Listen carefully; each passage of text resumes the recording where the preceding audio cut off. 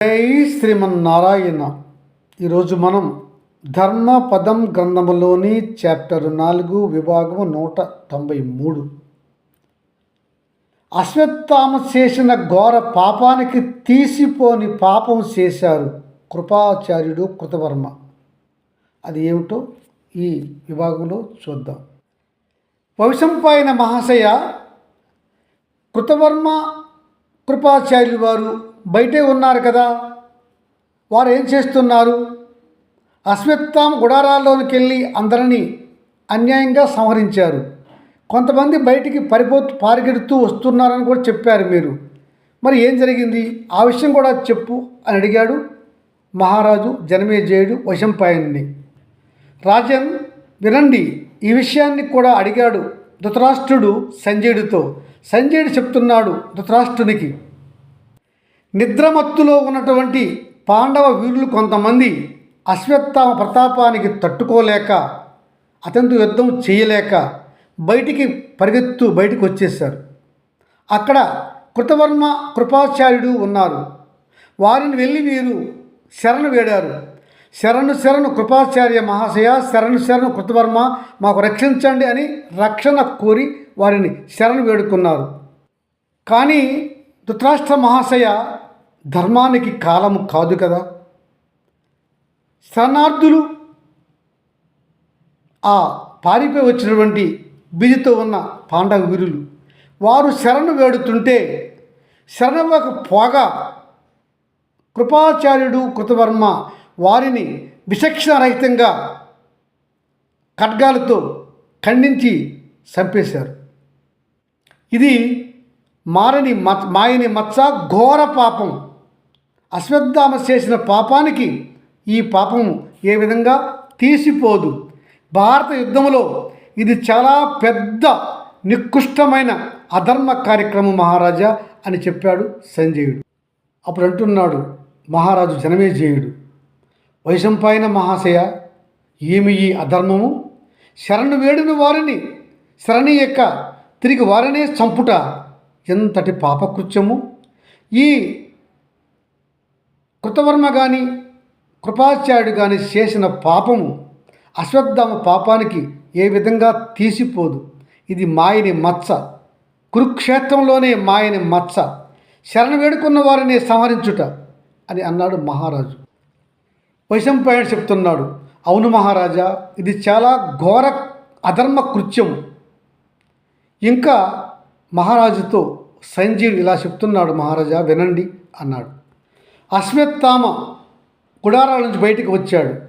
ఇంకెవరు అక్కడ మిగిలి బయటికి వచ్చేటువంటి వారిని శరణ వేడుకున్న వారిని కృతవర్మ కృపాచార్యుడు సంహరించేశాడు.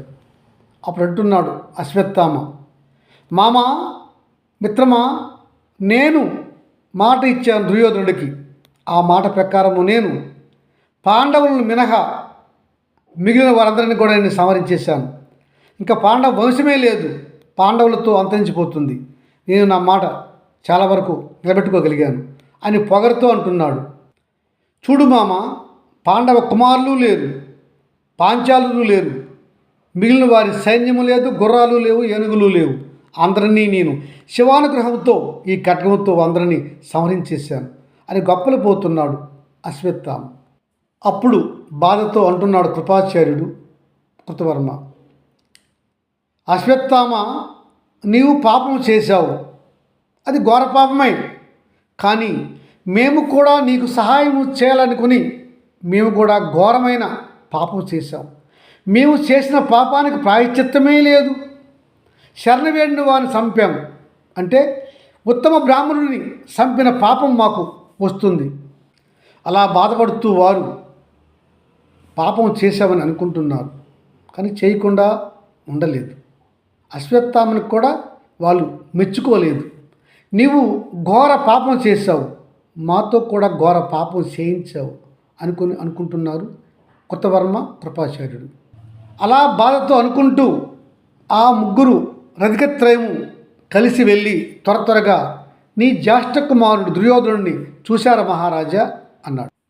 అప్పుడు అంటున్నాడు సంజయుడితో ధృతరాష్ట్ర మహారాజు, సంజయ, ఈ రధికత్రయము ముగ్గురు మహావీరులే. నా కుమారుడు పడిపోక ముందు ఇలా ఈ ఉపపాండవులను, దుష్టజుమ్నుడిని, శిఖండిని, ఉత్తమౌజ యుధామణులను, మిగిలి ఉన్న సైన్యము ప్రభద్రక మత్స్యదేశ సైన్యాలను ముందుగుండా సంహరించి ఉంటే బాగుండేది కదా. ఇప్పుడు నా కొడుకు పడిపోయాడు, ఇప్పుడు వీరందరినీ వీళ్ళు సంహరించారు, ఏమి లాభం ఉన్నది అని అంటూ అతని యొక్క ద్వేషము, అవినీతి బయటపెట్టుకున్నాడు ధృతరాష్ట్ర మహారాజు. సంజయ్ చెప్తున్నాడు, మహారాజా, నీతో ఈ మాటలు వినడానికి నాకు వింతగా ఏమీ లేదు. ఎందుకంటే ఇప్పుడే కాదు, ఇంతకుముందు ఎన్నోసార్లు ఇలాంటి అధర్మ పలుకులు పలికారు మీరు. శ్రీకృష్ణుడితో చేరి ఉన్న అర్జునుడు, భీముడు ఉండగా ఈ అశ్వత్థామ వారిని సంహరించగలడా? చేతనవుతుందా? అంతటి వీరత్వము అశ్వత్థామలో ఉందా? ఏదో శివుడు వరమిచ్చాడు గనుక, ఖడ్గమిచ్చాడు గనుక కొన్ని జీవాలను శివుడికి అర్పణ చేయించి తన ప్రాణానికి కూడా శివునికి అర్పణ చేశాడు గనుక శివుడు ప్రత్యక్షమై వరమిచ్చాడు. అది పాండవులను మినహా సంహరించగలవని చెప్పాడు. అందువల్ల ఈ దుర్మార్గ అశ్వత్థామ నిద్రిస్తున్నటువంటి బాలులను, వీరులను, జంతువులను శివుని ప్రసాదితమైనటువంటి ఖడ్గంతో సంహరించగలిగాడు. లేకుంటే చేయగలడా? ఇలా పాపం మామూలు పాపము కాదు మహారాజా, ఘోర నరకానికి వెళ్ళాల్సినటువంటి పాపం చేశాడు ఈ అశ్వత్థామ. అతనితో పాటుగా అతనితో ఉన్నటువంటి కృపాచార్యుడు, కృతవర్మ కూడా ఘోర పాపం చేశారు. నిద్రిస్తున్న వారిని చంపాడు అశ్వత్థామ, శరణన్న వారిని చంపారు కృతవర్మ, కృపాచార్యుడు. వారి పాపం వీరి పాపము. ఈ కురుక్షేత్ర యుద్ధములో ఏ పాపంతో కూడా సరి సమానము కాదు. మహాబ్రహ్మపాతకం. బ్రహ్మ ఈ పాపాన్ని ఏ విధంగా గణిస్తాడో మనం చెప్పలేము. కానీ బ్రహ్మహత్యా పాతకాన్ని మించిన పాపకం వీళ్ళు ముగ్గురు చేశారు మహారాజా. వీరు ముగ్గురు కూడా ధర్మము తెలిసినవారు, ధర్మశాస్త్రాలు తెలిసినవారు. నిద్రిస్తున్న వారిని, ఆయుధం లేని వారిని కిరాతకంగా చంపాడు అశ్వత్థామ. శరణు తెచ్చిన వారిని కిరాతకంగా చంపారు కృపాచార్యుడు, కృతవర్మ. వీరి పాపాలను భారత యుద్ధ చరిత్రలో ఏ విధంగా లెక్కించాలో నాకు కూడా అర్థం కావడం లేదు. అంతటి ఘోర పాపాలు చేశారు మహారాజా అని చెప్పుకొచ్చాడు మహారాజుతో అతని యొక్క మిత్రుడు సంజయుడు. జై శ్రీమన్నారాయణ.